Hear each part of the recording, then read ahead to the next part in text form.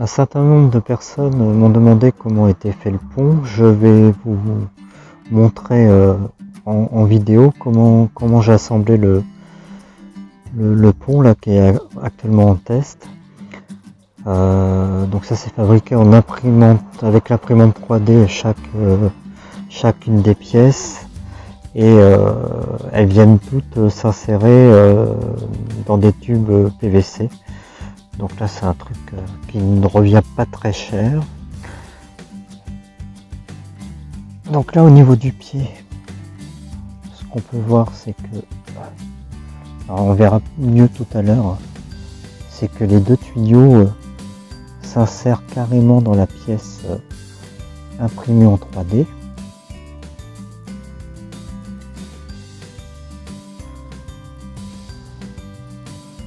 Voilà, donc voilà. Le tuyau s'insère dedans. Et puis à intervalles réguliers, il y a une pièce en 3D qui permet de maintenir les deux tuyaux ensemble. Donc ça apporte une certaine rigidité à l'ensemble, hein, si je mets la main. Alors là, c'est pas la pièce finale, hein. Là c'est seulement pour tenir les deux tuyaux ensemble, mais pour tenir le rail, j'ai conçu une autre pièce. Alors ça c'était la première version de la pièce qui permet de tenir le rail. Donc pour maintenir le rail, j'ai conçu une autre type de pièce. Bon là c'est pas la version finale, mais ça maintient le rail pour éviter que le train s'en aille avec le rail. Donc là ça le maintient bien. Et puis là ça s'emboîte bien et c'est assez solide.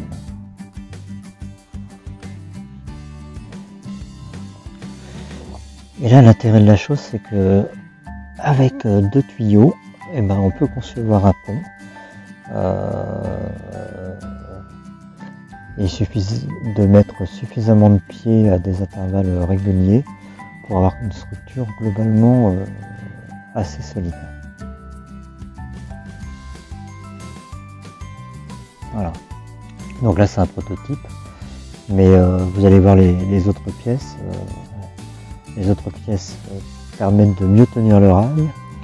Et je pense qu'une fois scellé dans le sol avec des pots en béton, la structure sera suffisamment solide pour accueillir au moins une loco et plusieurs wagons. Alors ça c'est le prototype. Bon, nous voilà dans la partie atelier. Donc là je vais vous montrer comment ça a été conçu. Donc voilà, les deux pièces imprimées en 3D avec les nouvelles pièces que j'ai conçues qui permettent de mieux maintenir le rail sur le pont. Donc là ça s'emboîte bien. Voilà, on emboîte le rail là-dedans. On va remettre ça bien. Voilà, donc le rail s'emboîte là-dedans. Voilà. Il suffit d'en mettre à intervalles réguliers et puis là ça c'est très bien maintenu. L'intérêt c'est que les deux tuyaux rentrent dans ces trous là et ça apporte un maximum de rigidité. Voilà, donc ça c'est pour maintenir le rail et puis pour enfoncer le pont dans le sol, voilà.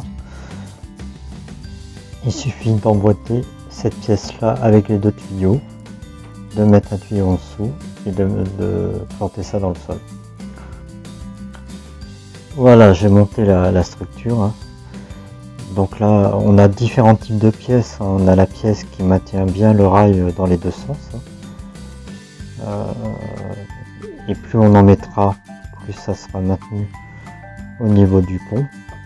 Et puis de temps en temps il y a une autre pièce qui permet d'éviter d'avoir des mouvements comme ça du rail. Donc plus on a de pièces, mieux c'est. Et à intervalles réguliers, il suffit de rajouter un poteau dans le sol pour que la structure se maintienne bien et ne bascule pas. Alors là j'ai fait qu'un seul pied, on peut mettre deux pieds, hein. Voilà. Voilà. Et si on veut faire un pont incliné, hein, parce que c'est pas, il faut bien que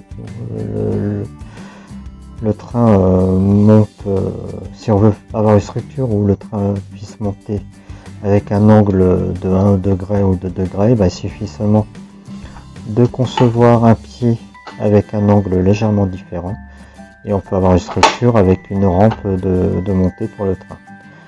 Voilà. Donc là c'est encore en phase de prototype et je vous ferai une autre vidéo quand je commencerai à avoir le réseau bien avancé. Donc à bientôt pour une autre vidéo et j'espère avec les travaux finis parce que là c'est ce qu'on appelle un sacré chantier. À bientôt.